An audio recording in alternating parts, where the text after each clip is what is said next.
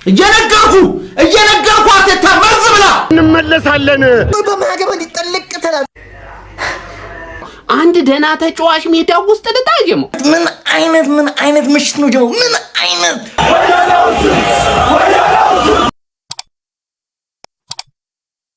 እሁዱ የአንድ ሰዓት ተኩሉ ጨዋታ የማንቸስተር ሲቲና አርሰናል ግጥሚያ ጋርዲዮላ ከሚኬል አርቴታ ሌላ ደግሞ ከባድ ፍጥጥም አላቸውና የአርሰናል ወቅታዊ ብቃት ወይም የማንቸስተር ዩናይትድ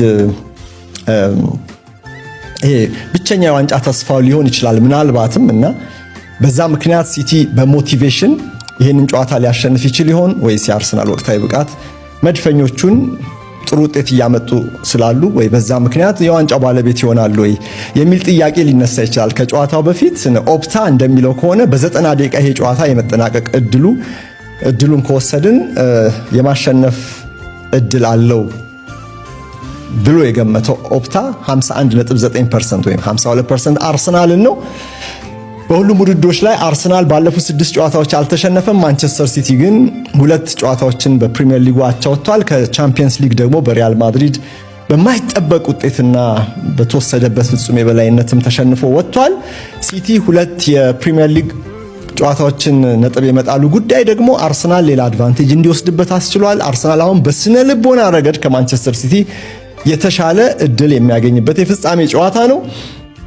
ምክንያቱም በኤቲሃድ ማንቸስተር ሲቲ አካባቢ ጥሩ ስሜት የለም። ምክንያቱም ያለፉት ሳምንታት ጥሩ ውጤት ስላልተመዘገበባቸው ጨዋታዎቹ እና ፔፕ ጋርዲዮላ ይቀጥላል ወይ ከሲቲ ጋር ይሄ ጥያቄ ራሱ በብዙ የሲቲ ደጋፊዎች ዘንድ በጥርጣሬ የሚታይ ነው።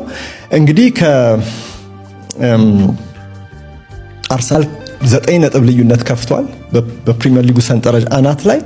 የተለያዩ ውድድሮች ቢሆኑ ግን በዛ በኩል የወሰደው የበላይነት ለዚህም አይጠቅመውም ማለት አይቻልም። የሆኑ አድቫንቴጆች ሜንታል አድቫንቴጆች ሊሰጡት ይችላሉ እና ከ30 ጨዋታ በኋላ 31 32 33 በምትሉት የሲዝኑ ሳምንታት ማለት ነው ከ30ኛው ሳምንት በኋላ ቢያንስ 30 ሳምንት ላይ ልዩነቱን በ9 ነጥብ አስፍቶ የዋንጫ ባለቤት መሆን የቻለ ከቅርብ ጊዜ የፕሪሚየር ሊጉ ታሪክ አለ ከተባለ አንድ ክለብ ነው። እሱም 2013-14 ላይ ማንቸስተር ሲቲ ነው። ሲቲ ይሄንን ታሪክ ያውቀዋል። አሁን አርሰናል ተቀመጠበትን ቦታ ያውቀዋል። አርሰናል የፕሪሚየር ሊጉ ሻምፒዮን ይሆናል የሚለው ግምት አሁን እጅግ በጣም በዝቶ ሚዛን በደፋበት በዚህ ሰዓት በካራባኦ ካፕ ፍጻሜ የሲዝኑን የመጀመሪያ ዋንጫ ለማግኘት ሁለቱም ክለቦች እሁድ 1 ሰዓት ተኩል ላይ በዌምብሊ ስቴዲየም ይፋለማሉ ማለት ነው። ዌምብሊ ለንደን ነው። ቢሆንም ግን የተለየ አድቫንቴጅ አይሰጥም። ለንደን መሆኑ በዌምብሊ እኩል ነው ቲኬት የሚሸጠው ለሁለቱም ደጋፊዎች። ዌምብሊ የሁለቱም አይደለም። ዌምብሊ ብሔራዊ ስቴዲየም ነው። ግን ካራባኦ ካፕ ከሁሉም ወረድ ያለ ግምት የሚሰጠው ዋንጫ ቢሆንም እንኳን ግን ለሁለቱም አስፈላጊ ነው። ለአርሰናል የአፒታይት መክፈቻ ዋንጫ ተደርጎ ይወሰዳል። ላይክ፣ ሼር፣ ሰብስክራይብ ማድረጋችሁን አትርሱ። እሁዱ የአንድ ሰዓት ተኩሉ ጨዋታ የማንቸስተር ሲቲና አርሰናል ግጥሚያ ጋርዲዮላ ከሚኬል አርቴታ ሌላ ደግሞ ከባድ ፍጥጥም አላቸውና የአርሰናል ወቅታዊ ብቃት ወይም የማንቸስተር ዩናይትድ ብቸኛ ዋንጫ ተስፋው ሊሆን ይችላል ምናልባትም እና በዛ ምክንያት ሲቲ በሞቲቬሽን ይሄንን ጨዋታ ሊያሸንፍ ይችል ይሆን ወይስ የአርሰናል ወቅታዊ ብቃት መድፈኞቹን ጥሩ ውጤት ያመጡ ስላሉ ወይ በዛ ምክንያት የዋንጫው ባለቤት ይሆናሉ ወይ የሚል ጥያቄ ሊነሳ ይችላል። ከጨዋታው በፊት ኦፕታ እንደሚለው ከሆነ በ90 ደቂቃ ይሄ ጨዋታ የመጠናቀቅ እድሉን ከወሰድን የማሸነፍ እድል አለው ብሎ የገመተው ኦፕታ 51.9% ወይም 52% አርሰናልን ነው።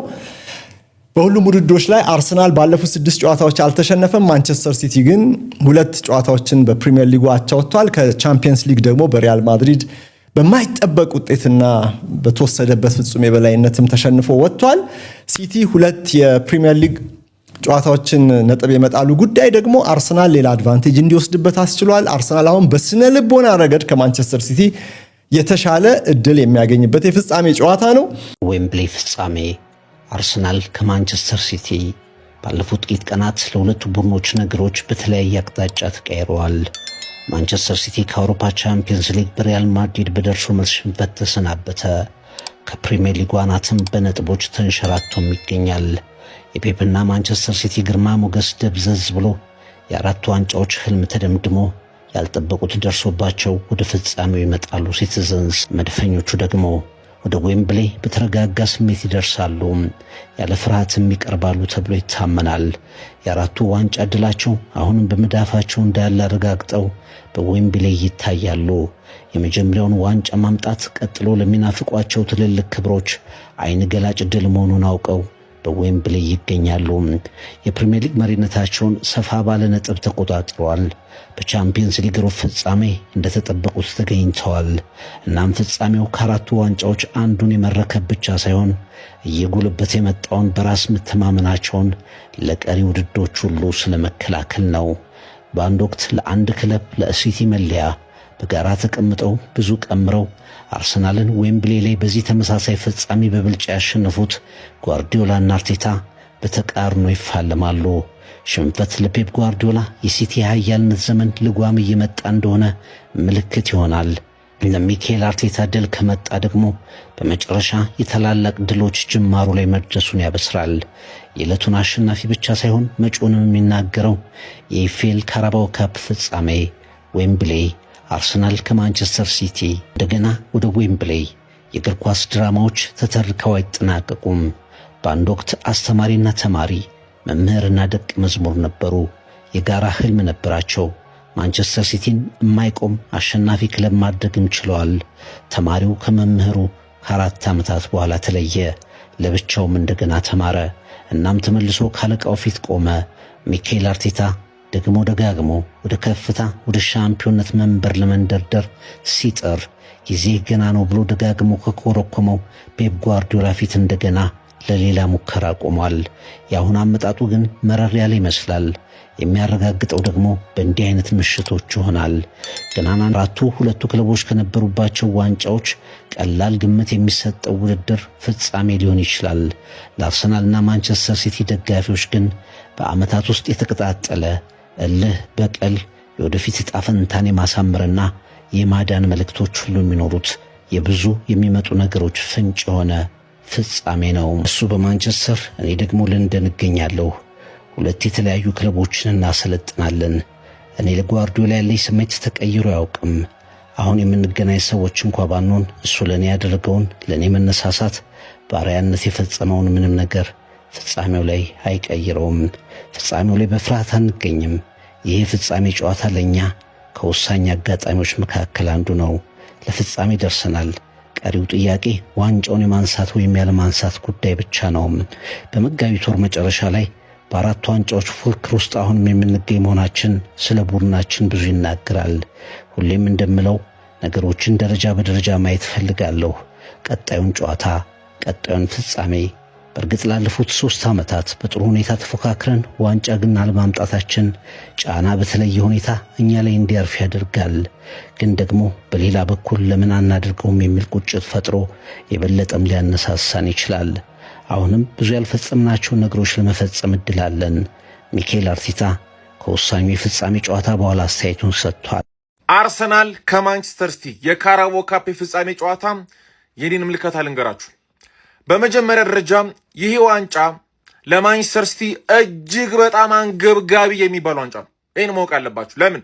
ፔፕ ጋርዲዮላ ያለምንም ዋንጫ የሚያጠናቅቅበት ቻንስ እጅግ በጣም እየሰፋ መጥቷል። ስለዚህ ለኬሪሩ ከማንቸስተር ሲቲ ጋር የሚለያይ ከሆነ ባዶ እጁን እያጨበጨበ ላለመውጣት እጅግ በጣም ኢምፖርታንት የሆነ ጨዋታ ነው። ለማ ለሲቲ። አርሰናል ጋር ግን ስንመጣ ይሄ ኢምፖርታንት ዋንጫ አይደለም ለአርሰናል። የአርሰናል የመጀመሪያው ሚሽን የመጀመሪያው ቅድ የእንግሊዝ ፕሪሚየር ሊግን ማሳካት ነው። መስከረም ላይ አርሰናል 30 ምናምን ዓመት ሞልቶሃል። ካራባኦ ካፕን አምጣ አልተባለም። ኤፍኤ ካፕን አምጣ አልተባለም። ሻምፒዮንስ ሊግ የለህምና ሻምፒዮንስ ሊግ ካልበላህ ወየውልህ አልተባለም። ወየውልህ የተባለው አርሰናል የእንግሊዝ ፕሪሚየር ሊግ ነው። ኦልሞስት ሚሽኑን እያገባደደ ነው እንግሊዝ ፕሪሚየር ሊግ። የእንግሊዝ ፕሪሚየር ሊግን ዋንጫ ብቻ ይዞ ቢያጠናቅ አርሰናል እጅግ በጣም ስኬታማ ሲዝን ነው። ስለዚህ እነ ካራባኦ ካፕ፣ ኤፍኤ ካፕ ከመጡ ቦነሶች ናቸው ማለት ነው። አፒታይዘር፣ ይሄ ትልልቅ ሬስቶራንት ገብታችሁ ምግብ አዛችሁ ዋና ያዛችሁት ምግብ እስከሚመጣ ድረስ ነጭ ሳህን ላይ የሆነች ብሮኮሊ ምናምን ነገር ተደርጋ አፒታይዘር፣ ይሄ የምግብ ፍላጎትን የምትከፍትበት ነገር ይመጣል የለ። ልክ እንደዛ ነው። ቢያሳካውም ባያሳካውም ያን ያክል ማተር አያደርግም። ሜንታሊቲ ሊጉ ላይ ይፈጥራል አይፈጥርም። ምንም ያለቀለት ጉዳይ ነው።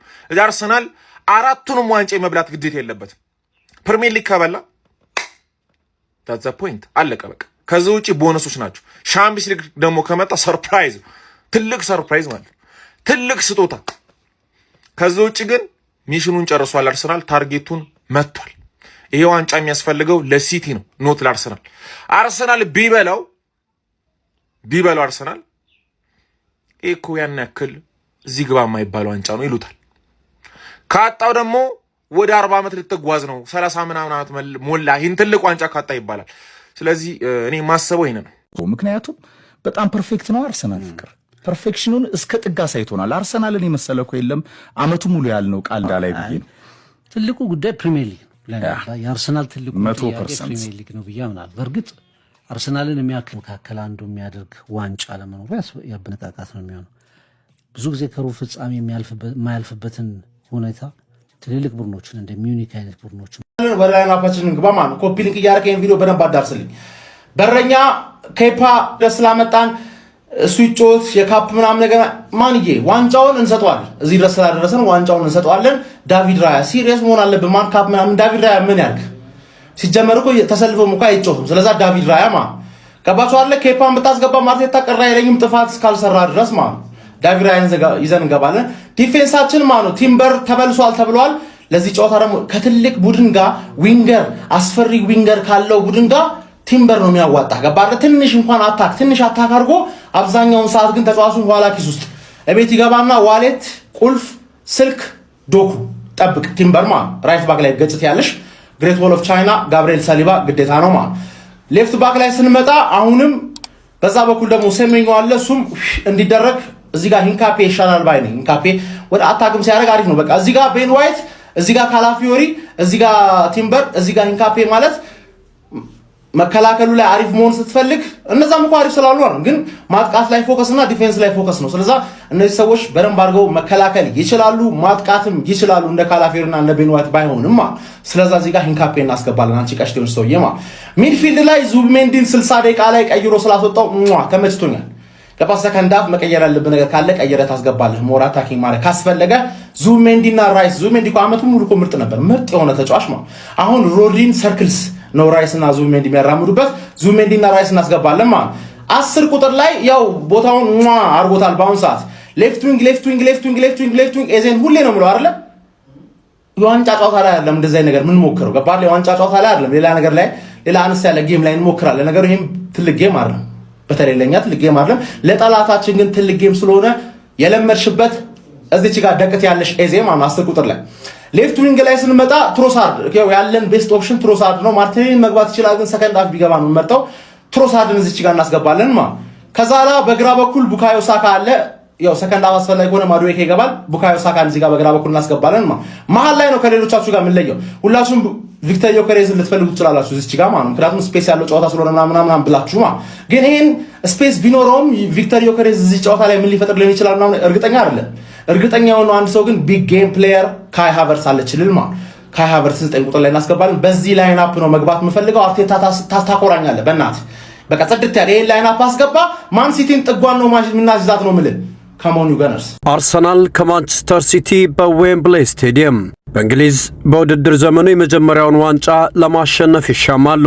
ጓርዲዮላ በባርሴሎና ዋናው ቡድን፣ አርቴታ በክለቡ አካዳሚ ላማሲያ ከነበሩበት ጊዜ ጀምሮ በማንቸስተር ሲቲ አብሮ እስከ ማሰልጠን የሚተዋወቁት ሁለቱ አሰልጣኞች ዋንጫ ለማሸነፍ ወዳጅነታቸውን ከዌምብሌይ ውጭ አስቀምጠው ይፋለማሉ። ሚኬል አርቴታ ባለፉት 5 ጨዋታዎች በፔፕ ጓርዲዮላ አልተሸነፈም። ሁለቱን አሸንፎ በ3 አቻ ነው የተለያየው። በእርስ በርስ ግንኙነታቸው በቅርብ ጊዜያት ደቀ መዝሙሩ መምህሩ ላይ የበላይነትን እየወሰደ ነው። አርሰናል ከተሸነፈ 14 ጨዋታዎች ተቆጥረዋል። አሁንም በ3 የሀገር ውስጥ ውድድሮችና በቻምፒየንስ ሊግ ለዋንጫ ተፎካካሪ ነው። ተጫዋቾቹ በግል ስብስቡ እንደ ቡድን አሪፍ ብቃት ላይ ይገኛል። ማንቸስተር ሲቲ በተቃራኒው ፈታኝ ጊዜ ላይ ነው ያለው። ካለፉት 5 ጨዋታዎች አንዱን ብቻ ነው ያሸነፈው። ከቻምፒየንስ ሊግ ተሰናብቷል። ዋናው የጎል መሳሪያው ሃላንድን ጨምሮ ቁልፍ ተጫዋቾቹ የወትሮ ብቃታቸው ላይ አይደሉም። እንደ ቡድንም ደካማ ብቃት እያሳየ ነው። በፕሪሚየር ሊጉ ስትሄድ ስከተላት የሚለውን ዘፈን የሚገልጽ ጉዞ ላይ ያሉት ሁለቱ ቡድኖች የካራባኦ ዋንጫ በትላልቅ ክለቦች ከሚሰጠው ግምት በላይ በሆነ ሁኔታ ይህንን ዋንጫ ማሸነፍን አጥብቀው ይፈልጋሉ። ከዋንጫነቱም ባለፈ ለአሸናፊ ቡድን በቀሪው የፕሪሚየር ሊግ ጉዞ ላይ የስነ ልቦና ብርታትን ያላብሷል ተብሎ ስለሚታመን በፕሪሚየር ሊጉ አንደኛ ዙር 1-1 የተለያዩት ሁለቱ ቡድኖች የሁለተኛ ዙር እጅግ ወሳኝ ጨዋታቸው ከአንድ ወር ያነሰ ጊዜ እየቀረው በ90,000 ታዳሚዎች ፊት በዌምብሌ ለዋንጫ ይጫወታሉ። ዲፌንሱ ጊዜ ይሰጠዋል ለሃላንድ ነው። ከፍተኛ ፎከስ የሚያደርገው ሃላንድ ላይ ነው። ከፍተኛ ፎከስ የሚደረገው ማነው ዶኩ ላይ ነው። ቲምበር አይፋታው በእርግጠኝነት። በዚህም በኩል ሂንካፔ አይፋታውም። ሂንካፔ ቢፋታው ሴሚኒዮን ገብርኤል ማጋሌሽ አይፋታውም። የነዚህ ወደዚህ የመምጣት አቅማቸውን ይቀንሳል።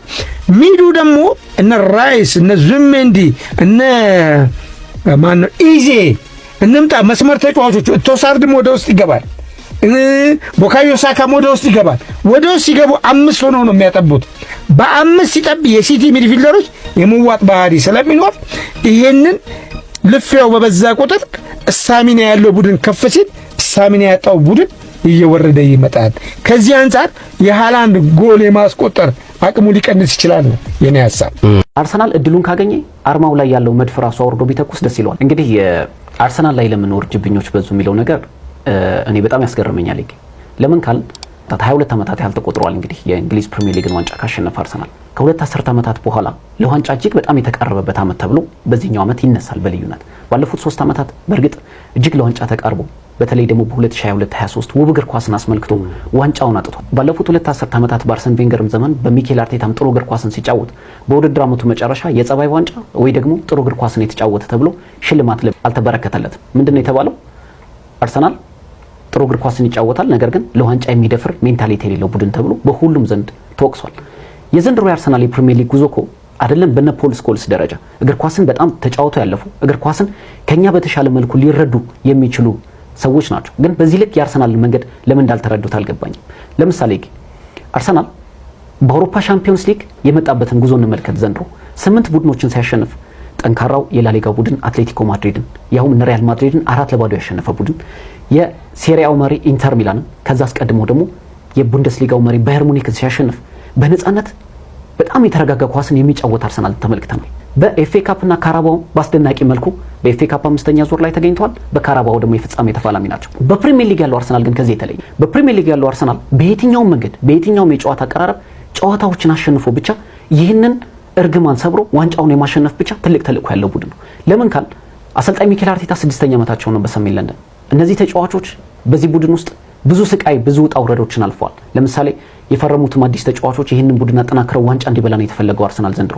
ለምሳሌ አርሰናል ዘንድሮ ከቆሙ ኳሶችን ያስቆጥራል፣ ከክፍት ጨዋታዎችን ጎሎችን ያስቆጥራል፣ ኦውን ጎሎችን ቡድኖች እንዲያስቆጥሩ ከፍተኛ ጫና በተቃራኒ የግብ ክልል ላይ ይፈጥራል። እንደው ምን ሳስብ ነበር መሰለ ብራይተንን አርሰናል ብራይተንን በጣም ተጨንቆ 1-0 አሸንፎ በወጣበት ሰዓት ላይ አርሰናል እድሉን ካገኘ አርማው ላይ ያለው መድፍ ራሱ አውርዶ ቢተኩስ ደስ ይለዋል ለነዚህ ክለቦች። እውነቴን ነው የምነግርህ። ለምን ካልክ የትኛውንም አማራጭ ይጠቀማል ዘንድሮ። ይሄ ሆነው ግን በሌላ አይደለም። በፕሪሚየር ሊጉ ያለው ጫና ይህንን የማፈር ስሜት ባለፉት 3 ዓመታት ለዋንጫው እጅግ ተቃርቦ ባጣባቸው ጊዜያቶች ዘንድሮ ይህንን ዋንጫ አሸንፎ በቀጣይ አሰልጣኝ ሚኬል አርቴታም ቡድኑ ይህንን የዘንድሮ ያጫወት መንገድን ይጠቀሙበታል ብዬ አላስብም። አርሰናል በቀጣይ ጊዜያት ለምሳሌ የዘንድሮ የውድድር ዓመት የእንግሊዝ ፕሪሚየር ሊግ ዋንጫን ቢያሸንፍ ትልቅ ጫና አይኖርበትም። ለምን?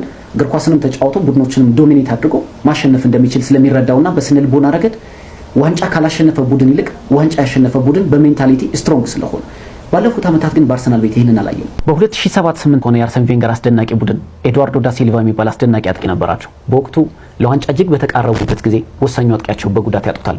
በፕሪሚየር ሊጉ በርካታ ጎሎችን ሲያስቆጥር የነበረ አስደናቂ አጥቂ ነበር።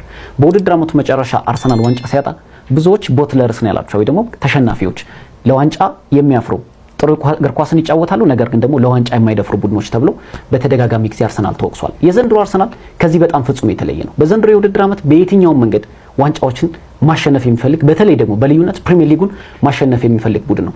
በፕሪሚየር ሊጉ የተመለከትነው አርሰናል የውድድር መድረኮች ላይ ለምን አልተመለከትነው? በአውሮፓ ሻምፒዮንስ ሊግ ጥሩ እግር ኳስን በነፃነት ይጫወታል፣ ጫና የለበትም። በኤፍኤ ካፕን በካራባው ማስደናቂ ጉዞ ያደርጋል፣ ጫና የለበትም። የፕሪሚየር ሊጉ መልክ ግን በየትኛውም አይነት መንገድ ጨዋታዎችን አሸንፈው በራሱ የጨዋታ አቀራረብ ሳይሆን በቡድኖች የጨዋታ አቀራረብን መሰረት ያደረገ የጨዋታ መንገድን ይዞ ነው እየቀረበ ያለውና አርሰናል በዘንድሮ የውድድር ዓመት በየትኛውም መንገድ ይህንን ዋንጫ ካሸነፈ በቀጣይ ጊዜያት የእንግሊዝ እግር ኳስን የሚቆጣጠርበት እድል አለው ያለው ፔቲትም እኔ መስማማበት ሀሳብ ነው። ለምንድን ነው አርሰናል ጠንካራ ስኳድ አለው። አሰልጣኙ ከዋንጫ ጋር መታረቅ የሚጀምር ከሆነ ልምዱን የበለጠ ያካብታል። ስለዚህ አርሰናል የትኛውም በአውሮፓ የሚገኝ ተጫዋች በአሁኑ ወቅት ለአርሰናል መፈረም የማይፈልግ ተጫዋች የለም ብለን ማንሳት እንችላለን። ምክንያቱም የጠይቃቸውን ተጫዋቾች ባሳለፍነው ክረምት እንዳለ ስላስፈረማቸው። ስለዚህ በቀጣይ ጊዜያት እነዚህ ተጫዋቾች ከጫና ነፃ ይሆናሉ። አንዳንድ ተቺዎች እነ ፖል ስኮልስም እነ ጋሪ ኔቭልም አብዛኞቹን ሰዎች እናንሳይቅ። በነገራችን ላይ የአርሰናል የዘንድሮ የውድድር አካሄድ በጣም አስጊ ነው። በተለይ ለማንቸስተር ሲቲ እና ለማንቸስተር ዩናይትድ ለምን ካል እስካሁን ባለው ቁጥራዊ መረጃ አርሰናል ለ4 ዋንጫዎች ይፋለማል። በውድድር ዓመቱ መጨረሻ ዋንጫ ያሸንፍ በጊዜ ሂደት የምናየው ጉዳይ ቢሆንም አርሰናል 4ቱን ዋንጫ የሚያሸንፍ ከሆነ ግን ለማንቸስተር ዩናይትድም ለማንቸስተር ሲቲም ትልቅ የታሪክ ስብራት ይፈጥርባቸዋል። ምክንያቱም በእንግሊዝ እግር ኳስ ታሪክ 4 ዋንጫ በአንድ ዓመት ውስጥ አሸንፎ የሚያውቅ ቡድን ስለሌለ። ስለዚህ በዚህ ሂደት ውስጥ ኢማኑኤል ፔቲት አያይዞ እንደተናገረው ብዙዎች አርሰናል ፌል እንዲያደርግ ይፈልጋሉ፣ አርሰናል እንዲወድቅ ይፈልጋሉ በዚህ ጊዜ ብሏል። በዚህ ሂደት ውስጥ የአርሰናል አካሄድ በየትኛውም አጋጣሚ በየትኛውም አካሄድ ዋንጫ የሚያሸንፍ ከሆነ ግን ለቡድኑ ትልቅ ስኬት ይመስለኛል። አርሰናላውያን ሆይ የታላችሁ ለእናንተ ታላቅ የተባለ ጥሪ ቀርቦላችኋል። አሰልጣኝ ሚኬል አርቴታ ለደጋፊዎቹ ታላቅ የተባለ ጥሪ ማቅረቡ ተሰምቷል። አርቴታ በመልእክቱ የዋንጫ ፍላጎታችሁን አሳዩን ሲሉ ለደጋፊው ጥሪ ማቅረቡ ተገልጿል። ዋንጫው ምን ያህል እንደምትፈልጉ በየ2 ደቂቃው እየጮኋችሁ አሳዩን ሲሉም ተደምጧል። የመድፈኞቹ አሰልጣኝ ሚኬል አርቴታ በነገው የፍጻሜ ጨዋታ በእያንዳንዱ ደቂቃ አብራችሁን ሆኑ ሲሉ ለደጋፊዎች መልእክታቸውን አስተላልፈዋል። ታዲያ እናንተስ በዚህ ሐሳብ ተስማማላችሁ ወይ? ሐሳባችሁን ግለጹ። በዚሁ አጋጣሚ እኔን ፎሎ ያላረጋችሁ ካላችሁ ፎሎ በማድረግ ቤተሰብ መሆናችሁ አዘጉ። ሲቲ እስከዛሬ ላስከፋን ነገሮች በሙሉ አንድ ባንድ እየቆጠርን ነው ብድራችን የምንከፍለው። ከነዛም መካከል አንዱ ጨዋታ ይኸው የካራባኦ ካፕም ጨዋታ ፋይናል ጨዋታ ደርሶልናል። በጉጉት ስንጠብቀው የነበረው እቺ ቀን ደርሳለችና አንድ ባንድ ይሄ ካራባኦ ለዛኛው ዓመት ነው። ፕሪሚየር ሊጉን ስንበላው ይሄ ለዛኛው ነው እያል ኤፍኤ ካፕም ከተገናኘን ይሄኛውም ለዚህኛው ነው እያል ሲቲን አንድ ባንድ እያካካስን ነው ዘንድሮ ምን ጨርሶ ማለት ነው ሊጋችን እና ይሄ ጨዋታ አሪፍ ጨዋታ ይሆናል ብዬ አስባለሁ። ያው ጋርዲዮላ እባክህን ጋርዲዮላ እንደው የሚያደርስለት ሰውም ካለ አድርሱልኝ።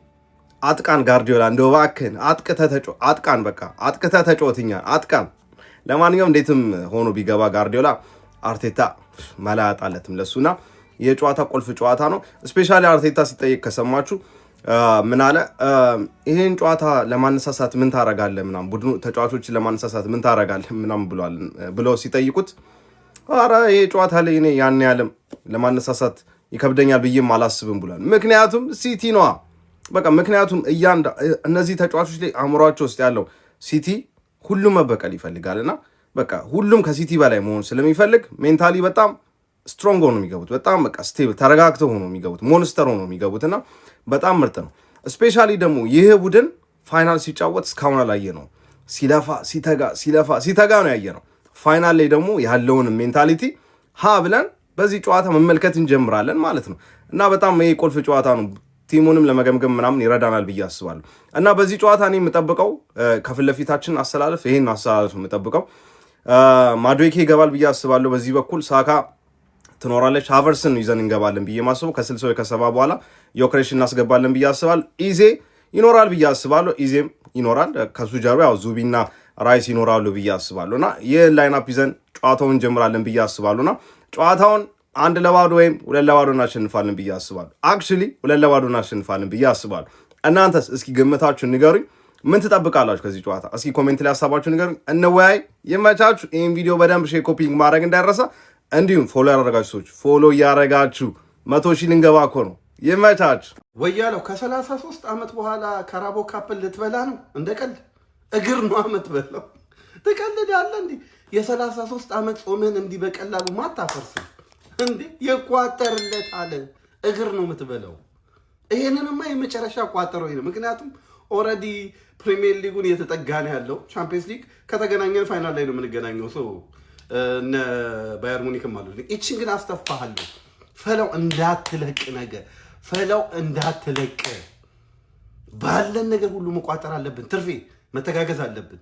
አሁን ከሸቋማ የወጣ መግለጫ አለ።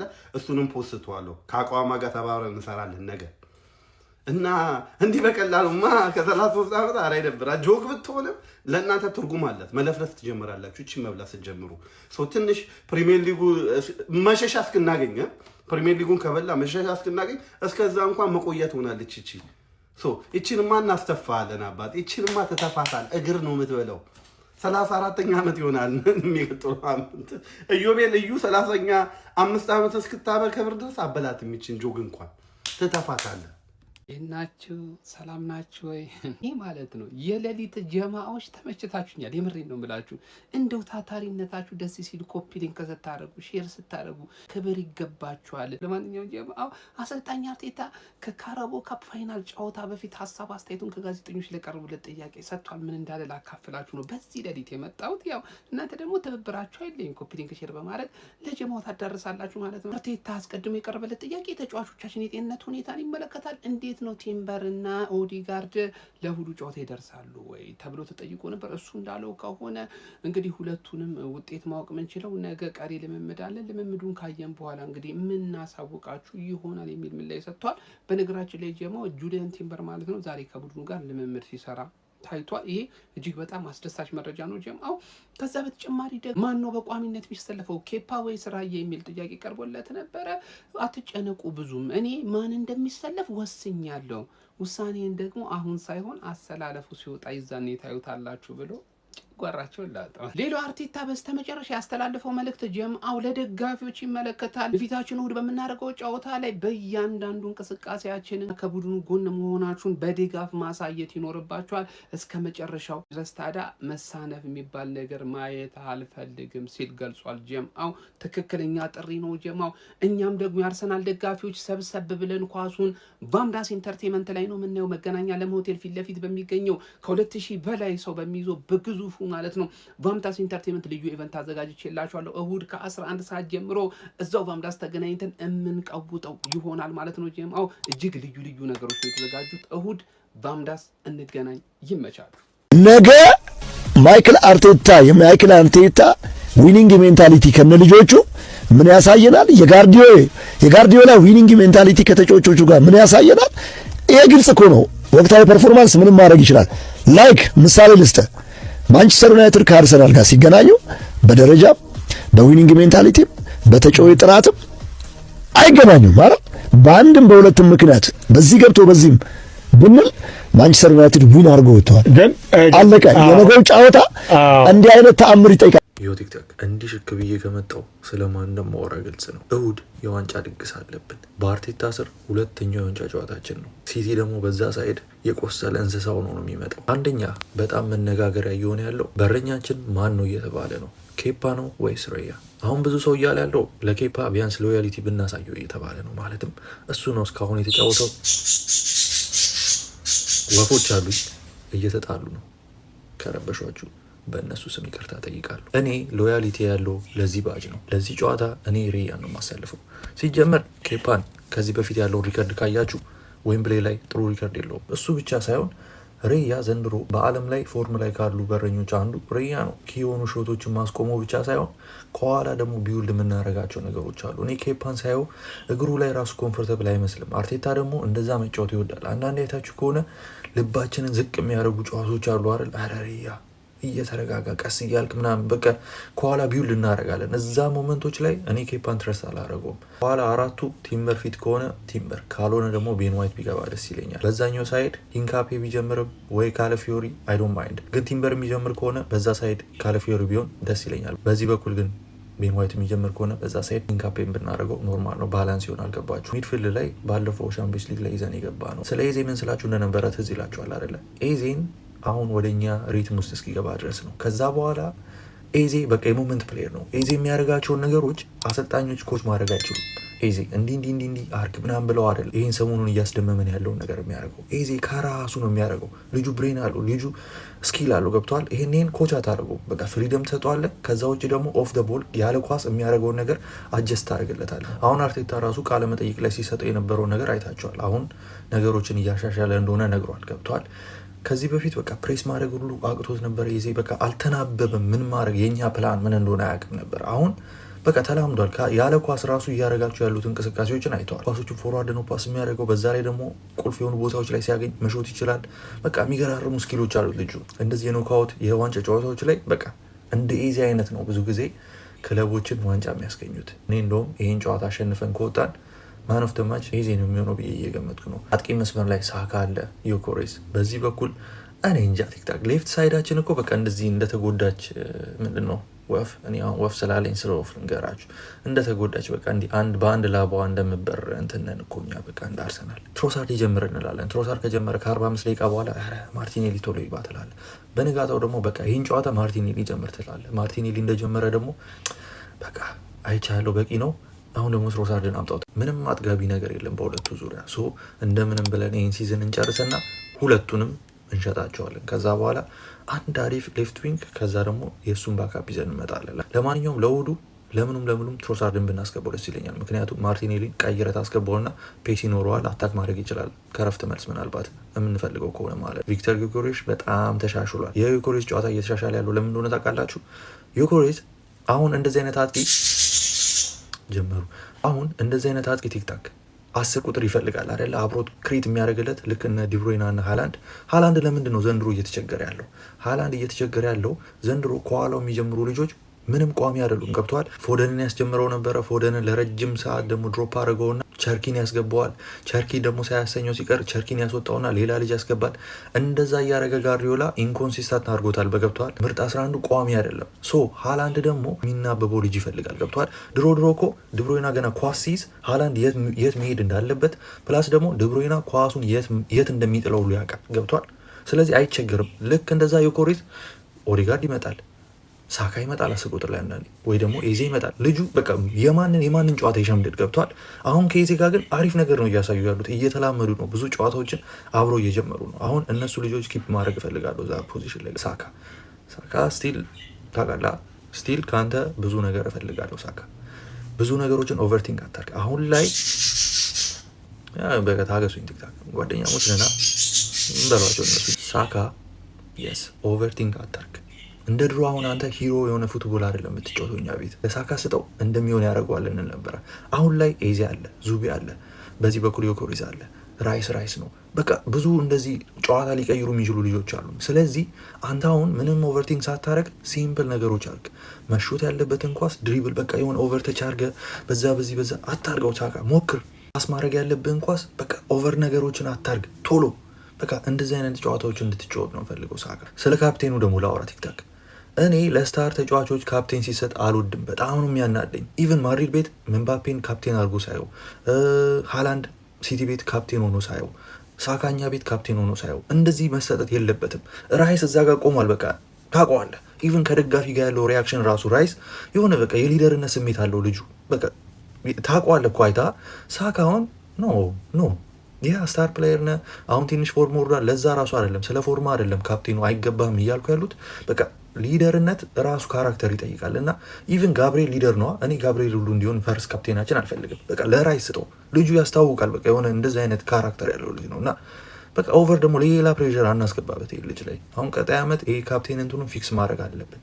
ለማንኛውም ሳካ በቃ ኦቨርቲንክ ማድረግ ትተህ ተጫወት። ጨዋታል ቀያሪ ላይ ስኳዳችን በጣም አሪፍ ነው። ማክስ ዳውን ደግሞ የሆነ ሞመንት ቢፈጥርልን ከቤንች ገብቶ እኔ አሁን ልቤ እያለኝ ያለው ፕሬዲክሽን 4-1 የምናሸንፋቸው እየመሰለኝ ነው። ልቤ ነው ግን አይምሮዬ ያ ሪያሊቲ የሚያወራኝ ነገር አለ። ገብተዋል። ጋርዲዮላ እና አርቴታ ሲገናኙ ብዙ ጊዜ ቼስ የሆነ ማች ነው የሚጫወቱት። እንደ አይምሮዬ እያለኝ ከሆነ አንዳቻ ወጥተን በፉል ታይም ከዛ በኋላ 2-1 የምናሸንፋቸው ይመስለኛል። ቲክታክ በጭማሪ ደቂቃ ግን ስቲል ሲቲ የሚናቁ አይደሉም። የተጎዱ አንበሶች በሏቸው ሲቲ እና የተጎዳ ደግሞ የቆሰለ አንበሳ ጥሩ አይደለም። አታክ ነው የሚያደርግ እና ሃላንድ ነው፣ ምንም አልተቀየረም። ትንሽ መናበብ ነው ያቃተው ከሱ 10 ቁጥሮች ጋር ክሬት ከሚያደርጉለት ልጆች ጋር ሮድሪ ያለ እንደዚህ ሞመንት ተጫዋቾች አላቸውና ግን የዚህ ጨዋታ አሸናፊ የሊጉን ታይትሉን ይወስናል የሚባለው ነገር ለኔ ወጥቷል። አሁን ከንግግሩ ወጥቷል። 5 ነጥብ ርቀን እያለ እንደዛ ነበረ። ያ ካሸነፉን ከባድ ነው፣ ግን አሁን 9 ነጥብ ርቀናል። ዌምብሌ ላይ የሚደረገው የፍጻሜው ጨዋታ ኮምባይንድ 11 ነው የምንሰራው አርሰናል ከማንቸስተር ሲቲ። ይሄ ነው ኦፒኒየናችሁ የናት ኮሜንት ላይ ማስቀመጥ ትችላላችሁ። የሚታየው አሁን ያላቸው ፎርምና አቬሌቢሊቲያቸው ብቻ ነው። ማን በረኛ ላይ ብሮ ጂጆ ይለያል። ማርያም ጂጆ በጣም የሚገርም በረኛ ነው፣ ግን በዚህ ሰዓት ላይ እንደ ራያ አይነት በረኛ ፕሪሚየር ሊግ ላይ የለም። ያለፉት 5 ጨዋታዎች ደግሞ እዚህ ፎርም ላይ እንዳልኳችሁ ቼክ ማድረግ ትችላላችሁ ያሉበትን አቋም። ራይዝ ሜኪንግ ሴቭስ ኦፍ ዘ ሲዝን የሚገራርሙ ኳሶች አመቱን ሙሉ እየወጣ ይገኛል። ስፔሻሊ አሁን ቅርብ ሰዓትም እንደምንመለከተው ጎልደን ግሎቭንም እንደሚያሸንፉ ጥርጥር የለኝም። ወደ ተከላካዮቹ እንመጣለን። ራይት ባክ ላይ ቆይ እቺ ፎቶ አሁን ቆይ ራይት ባክ ላይ ማቲያስ ኑኔዝን እናደርጋለን። ማቲያስ ኑኔዝ ብናደርገው ቲምበር የነገው ጨዋታ ላይ ላይኖር ስለሚችል ነው እንጂ ቲምበር ቢኖር ቲምበር ነበር የሚሆነው እዚህ ቦታ ላይ ነገር አቬላቢሊቲ ብዬ ነበር። ስለዚህ ማቲያስ ኑኔዝ ያለፉትን 5 ጨዋታዎች እንግዲህ ክሊን ሺት እንኳን ይዞ መውጣት ባይችልም አሲስት ባያደርግም ጎል ባያገባም ስቲል ግን እሱን ያለው አቬላብል ተጫዋች ሞስኬራና ቤትም ትንሽ ደቂቃ ነው ያገኙት። ሰው ወደ መሀል ተከላካዮቹ እንመጣለን። ማን እየጠበቅ ነበር ማለት ኦብቪየስሊ ሳሊባና ጋብሪኤል ለሚሆኑት በዚህ አመት ሌላ ሌቭል ሌፍት ባክ ላይ ፒየሮ ሂንካፔ ነው እዚህ ጋር የሚገራርሙ ፐርፎርማንስ ሂንካፔ ማለት ነው። ቋሚ ስናረገው እንደ አዲስ ነው። እኔ እንደ አዲስ ፈራሚ ደግሜ ነው የምጨፍረው ማለት። ወደ ሴንተር ስንመጣ ሴንትራል ሚድፊልድ ቦታውን እንግዲህ ሮድሪ የሚይዘው የሆነ ሮድሪ የቀድሞ ባላንዶር አሸናፊ በይሳለ ላይ ከዙቢሜንዲ የተሻለ አጮት ይጫወት ይገኛል። ሮድሪ ባይሆን ነገር ግን አሁንም በጣም አሁን ያለው ሮድሪ ራሱ ከብዙ ተጫዋቾች በጣም የሚሻል ሮድሪ ነው። የሚገርም ኳስ ነው እያሳየን ያለው አሪፍ ነው። በዚህ አመትም እንግዲህ ከጎኑ ደግሞ የአመቱ የፒኤፍኤ ምርጥ ተጫዋች ተብሎ አመቱ መጨረሻ የሚሸልመው ዴክላን ራይስ የሚተሰለፍ ይሆናል። ዴከርስ እንግዲህ ስለ ዴከርስ ምንም ማውራት አያስፈልግም። 8 ቁጥር ዴክላን ይሆናል። ከዛ 10 ቁጥር ላይ ደግሞ ፎርም ዋይዝ ቶፕ ኦፍ ዘ ወርልድ ላይ የሚገኘው ኤቤሬቺ ኤዜ ነው። ያገባውን ኳስ አይተዋል ማለት ያገባውን ኳስ አይተዋል። 10 ቁጥሮች በዚህ አመት እያስደምሙን ይገኛሉ። ኤዜ የሚገርም ስፕሪንግ ኤዜ ያለበት ፎርም ያበደ ፎርም ላይ ነው። ቸርኪ ፎደን በርናርዶ ሲልቫ ምናምን እዛ ላይ ወፍማን። ከዛ በኋላ ወደ አታኩ እንመጣለን። በግራ በኩል የሆነ አይነት አፕሮች ነው የወሰድኩት። አሁን 4-4-2 እንድንጫወት ነው የምፈልገው። አራተኛው ተጫዋች የሚሆነው ደግሞ ኒኮ ኦራይሊ ነው። እኔ ኦራይሊ አስደምሞኛል በዚህ አመት። ተከላካይ ላይ ሌፍት ባክ ላይ ነበር የምናውቀው፣ ነገር ግን ታክቲካል ፍሌክሲብል ሆኖ የተጫወተ ሴንተር ላይ ምስጫወት አይተናል። ከዛ በኋላ ደግሞ 3-2 ሲጫወት ደግሞ በያቺ ሌፍት ሳይዷ ላይ ሲጫወት ያየነው ነበረ። በጣም ብዙ ጨዋታዎች ላይ ሲቲን ሲጠቅም ተመልክተናል። ስለዚህ እሱን አረጋለሁ። ኢንቨስታ ትሮሳርድ፣ ማርቲኔሊ ዶኩ ከጉዳት ነው የተመለሰው። እነዛ ነገሮች አልፈለጋቸውም። ፊት ለፊት ያሉት ሁለቱ አጥቂዎች ደግሞ ስንመጣ አንቷን ሴሜኒዮ የመጀመሪያው ተጫዋች ነው። ሁለተኛው ተጫዋች ግን በሚገርም ሁኔታ እስከዛሬ ቶፕ 11 ሰራ ወጥቶ የማያውቅ ወጣ። ቪክቶር ጊዮኬሬስ ነው። ኤርሊንግ ሃላንድ እዚህ ቶፕ 11 ላይ የለም። ሃላንድ ያለበት ፎርም አቢዝማል። እኔ አይደለም ሲቲ ከገባ ቀርቶ ሲቲ ሳይገባ ዶርትመንድ እዛ ላይ ማነው ሳልዝበርግ ምናምን ያለ ራሱ እንደዚህ ደግሞ አይቼው አላውቅም። አዛ ላይ ነው ያለው። ስለዚህ ቪክቶር ጂ ይሄን መስመር ትመራዋለች። ማትፈልጉት ተጫዋች ኮሜንት ላይ አስቀምጡልኝ። የሚቀየረው ፎሎ ኮፒንግ ሼር ያረጋችሁ ይመቻችሁ። የማንቸስተር ዩናይትድ ደጋፊዎች ከማንቸስተር ሲቲ ይልቅ አርሰናል ዋንጫውን እንዲያሳካ ይፈልጋሉ። ዘ አትሌቲክ አንድ የሚያስገርም መረጃ ይዞልን ወጥቷል። እሱን ባጭሩ እንመልከት። ከዛ በፊት ግን ፎሎ ያላደረጋችሁ ሰዎች ፎሎ እያደረጋችሁ እንዲሁም ደግሞ ኮፒ ሊንክ እና ላይክ እያደረጋችሁ እስከ መጨረሻው እንድትከታተሉ ጋብዛችኋለሁ። አትሌቲክ ሰራውት ባለው ሰርቬይ ላይ ከአርሰናልና ከማንቸስተር ሲቲ ውጪ ካሉት ከ18 ክለቦች መካከል 11ዱ ማንቸስተር ሲቲ ዋንጫ እንዲያሳካ ይፈልጋሉ። 7ቱ ደግሞ አርሰናል ዋንጫ እንዲያሳካ ይፈልጋሉ። 7ቱ ክለቦች እነማን ናቸው የሚለውን ስንመለከት መጀመሪያም የማንቸስተር ዩናይትድ ደጋፊዎችን እናገኛለን። ከማንቸስተር ዩናይትድ ደጋፊዎች 58.7% የሚሆኑት ከማንቸስተር ሲቲ ይልቅ አርሰናል ዋንጫው እንዲያሳካ ይፈልጋሉ። በተጨማሪም የብሬንትፎርድ፣ የክሪስታል ፓላስ፣ የኤቨርተን፣ የፉልሃም፣ ኖቲንጋም ፎረስት እና የሰንደርላንድ ደጋፊዎች ከማንቸስተር ሲቲ ይልቅ አርሰናል ዋንጫው እንዲያሳካ ይፈልጋሉ። ከዛ በተጨማሪም ከክለባችን ይልቅ ማንቸስተር ሲቲ ዋንጫውን ሲያሳካ ማየት የሚፈልጉ ክለቦችን ደግሞ እዚህ ጋር አስቀምጬላችኋለሁ። ዘ አትሌቲክ ነው ይህንን መረጃ ይዞልን የወጣው። እናንተስ በዚህ ላይ ምን ትላላችሁ? ሀሳባችሁን ኮሜንት ሴክሽን ላይ አስቀምጡልኝ። በመድፈኞቹ አርሰናሎች እና በውሃ ሰማያዎቹ ማንቸስተር ሲቲ መካከል ስለሚከናወነው የእሁዱ የካራባኦ ካፕ የፍጻሜ ጨዋታ እነማን ምን አሉ የሚለውን በዚህ ቪዲዮ ላይ ይዤላችሁ ቀርብ ያለው። ቪዲዮን ኮፒ ሊንክ ሪፖስት እያደረጋችሁ አብራችሁን ቆይታ ማድረጋችሁን እንዳትረሱ። የመድፈኞቹ አለቃ ሚኬል አርቴታ የቀድሞ አብሮ ሲሰራ የነበረው በምክትል አሰልጣኝነት ዋና አሰልጣኝ የነበረውን ፔፕ ጋርዲዮላን አስመልክቶ የበላይነት ስለመውሰድ ወይም ደግሞ ስለማሸነፍ ለተጠየቀው ጥያቄ እንዲህ ሲል ምላሽ ሰጥቷል። ይሄ እንደዛ አይደለም። በዚህ ሙያ ላይ ለተከታታይ እየተማርክና ለተከታታይ እያደግክ ነው የምትመጣው። እኔ በፔፕ ጋርዲዮላ ስር ከሚገርሙ ስታፍና ክለብ ጋር አብሬ በጋራ በመስራቴ ደስተኛ ነኝ። ያ የኔ አንዱ አካል ሆኖ ይቀራል፣ ምክንያቱም አሰልጣኝ ለመሆኔ የጉዞ አንዱ አካል ነበረ። ነገር ግን ያ ማለት ለማደግና ለመሻሻል መቀጠል ይኖርብሃል ሲል ተደምጧል። ከዚህ በተጨማሪም ስለ ፍጻሜው ጨዋታ ነርቨስ እንደሆነ ከጋዜጠኞች ለቀረበለት ጥያቄ እኔ ነርቨስ አልሆንኩም፣ ደስተኛ ሆኛለሁ፣ ስለ ፍጻሜው ጨዋታ ያለኝ አመለካከት ፖዚቲቭ ነው ሲል ተናግሯል። ከዚህ በተጨማሪም ሚኬል አርቴታ ስለ አዲስ የጉዳት ዜናም ተጠይቆ አንድ የልምምድ ክፍለ ጊዜ አለ፣ ማለትም ዛሬ ቅዳሜ ማለት ነው። ታዲያ በዛ የልምምድ ክፍለ ጊዜ ላይ ማን እንደሚካተት አብረን የምናይ ይሆናል። በእርግጠኝነት መልካም ዜና ይኖራል ብዬ አስባለሁ ሲል ተደምጧል። ከዚህ በተጨማሪም ከዚህ ቀደም አብሮ ሲሰራ የነበረውን አሰልጣኝ ፔፕ ጋርዲዮላን አስመልክቶ በመካከላቸው ያለው ግንኙነት እንዴት እንደተለወጠ ከጋዜጠኞች ጥያቄ ቀርቦለት ምላሹንም ሰጥቷል። እንደተናገረው ከሆነ ተለውጧል፣ ነገር ግን በእኔ በኩል ያለው ስሜት አልተለወጠም። እሱ በማንቸስተር እኔ በለንደን ያለሁት ሁለት የተለያዩ ክለቦችንም እያሰለጠንን ነው ሲል ተደምጧል። አሁን ላይ አብረን ጊዜያቶችን አናጠፋም፣ ነገር ግን ያ ጠቃሚ አይደለም። ምክንያቱም እኔ ስለሱ የሚሰማኝ አብረን ስላሳለፍናቸው ጊዜያቶችና ስለ ኢንስፓይሬሽኑ እንዲሁም ደግሞ ስላደረገልኝ ነገር አሁንም ቢሆን ስሜቴ አይለወጥም ሲል ሚኬል አርቴታ ተደምጧል። ከዚህ በተጨማሪ የማንቸስተር ሲቲ አለቃ ፔፕ ጋርዲዮላ ምን አለ የሚለውን ከማካፈሌ በፊት ቴምር ሪል ስቴት በአዲስ አበባ ላይ በተለያዩ ወሳኝ በሚባሉ አካባቢዎች ላይ የመኖሪያና የንግድ ቦታዎችን ገንብቶ ጨርሶ እንግዲህ ለእናንተ አቅርቦላችኋል። ታዲያ እነዚህ ጥራታቸውን የጠበቁ ቦታዎችንም እንግዲህ ከቴምር ሪል ስቴት በተመጣጣኝ ዋጋ ባለቤት መሆን ትችላላችሁ። ፔፕ ጋርዲዮላም ከሚኬል አርቴታ ጋር በጋራ ሆኖ እራት ስለመብላት ለቀረበለት ጥያቄም እንግዲህ ሲናገር እኔ ወደ ለንደን የመሄድ ጊዜ የለኝም እና ሚኬል አርቴታም ወደ ማንቸስተር የመምጣት ጊዜ ያለው አይመስለኝም፣ በአራት ውድድሮች ላይ ነው ያለው ሲል ፔፕ ጋርዲዮላ ተደምጧል። ፔፕ ጋርዲዮላም እንግዲህ ስለ አርሰናል ዳርክ አርት ማለትም ደግሞ ስለ ቆሙ ኳሶች አጠቃቀም ለቀረበለት ጥያቄ ዓለም እየፈረሰች ነው፣ ነገር ግን እኛ እያወራን ያለ ነው ስለ አንዱ ወይም ስለ ሌላኛው ቲም የዳርክ አርት አጠቃቀም ነው፣ ከዚህ በላይ ጠቃሚ የሆኑ ነገሮች አሉ ሲል ተደምጧል። ከዚህ በተጨማሪ ፔፕ ጋርዲዮላ እንደተናገረው ከሆነ በ10 ዓመት ውስጥ ለ22 ጊዜ ዌምብሌ ላይ ተገኝተናል፣ ይሄ ክብርና ትልቅ አጋጣሚና ፈተና ነው ሲል ተደምጧል። ከዚህ በተጨማሪም ለቡድኔ ይሄ ትልቅ አጋጣሚ ነው ሲል ተናግሯል ማለት ነው። ለማንኛውም እናንተ የፍጻሜው ጨዋታ በማን አሸናፊነት የሚጠናቀቅ ይመስላችኋል? ሀሳባችሁን ኮሜንት ሴክሽን ላይ አካፍሉኝ። የፕላስ ምልክቱ መጫን እንዳትረሱ።